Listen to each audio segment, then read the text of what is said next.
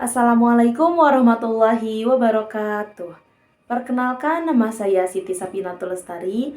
Saya dari kelas 4E, NIM saya 12350102000. Nah, di sini saya akan membahas 3 buku yang ditulis langsung oleh Bapak Asep Ahmad Hidayat atau yang sering dikenal dengan sebutan Abah. Baik, buku yang pertama yang akan saya bahas di sini adalah Sejarah Tasawuf dan juga Tarekat. Di dalam buku ini membahas mengenai definisi tasawuf, tujuan dan inti ajaran tasawuf, asal-usul kemunculan tasawuf di dalam Islam, membahas juga mengenai sejarah perkembangan tasawuf, membahas tarekat-tarekat di dalam Islam, membahas juga tokoh-tokoh tasawuf. Di dalam buku ini membahas biografi tokoh seperti Hasan Al-Basri, Robiatul Adawiyah, Jalaluddin Rumi, dan lain-lain. Serta menjelaskan juga mengenai penyebaran tasawuf dan juga tarekat. Nah, di dalam buku ini juga tasawuf dibahas ya dalam konteks sosial dan budaya di dalam peranan terhadap masyarakat, terus juga membahas kritik terhadap tasawuf dan tarekat, baik itu kritik internal maupun kritik eksternal. Lanjut saja ke buku yang kedua. Baik, buku kedua yang akan saya bahas di sini adalah buku yang berjudul Studi Kawasan Dunia Islam.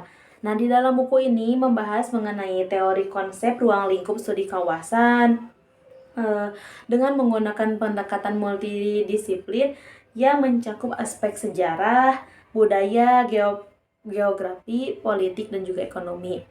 Di dalam buku ini juga menguraikan perkembangan sejarah dunia Islam dari masa klasik ke masa modern.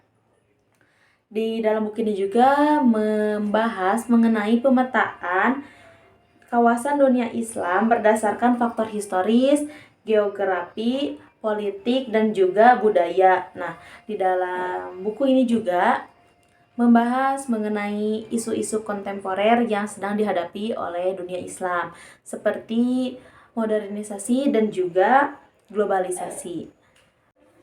Baik, pembahasan selanjutnya yang akan saya bahas di sini adalah buku yang berjudul Sejarah Sosial Muslim Minoritas Etnis Melayu di Nusantara. Nah, di dalam buku ini menceritakan atau menuliskan tentang latar belakang kajian tentang Muslim Melayu sebagai kelompok minoritas yang ada di Nusantara, membahas mengenai profil sejarah Muslim Melayu, dinamika sosial dan politik dalam perjuangan identitas dan juga eksistensi Muslim Melayu dalam menghadapi dominasi kelompok mayoritas. Di dalam buku ini juga membahas mengenai budaya dan juga tradisi yang dimiliki oleh masyarakat Islam Melayu. Salah satunya adalah bahasa, seni, adat istiadat, dan juga pendidikan. Di dalam buku ini juga membahas mengenai isu kontemporer, yaitu tantangan globalisasi dan modernisasi yang dihadapi oleh Muslim minoritas Melayu. Mungkin cukup sekian yang dapat saya sampaikan. Selama perkuliahan, mempunyai buku ini sangat membantu saya dalam proses pembelajaran, karena buku ini sangat praktis sekali membantu saya untuk memahami mata kuliah yang sedang saya pelajari.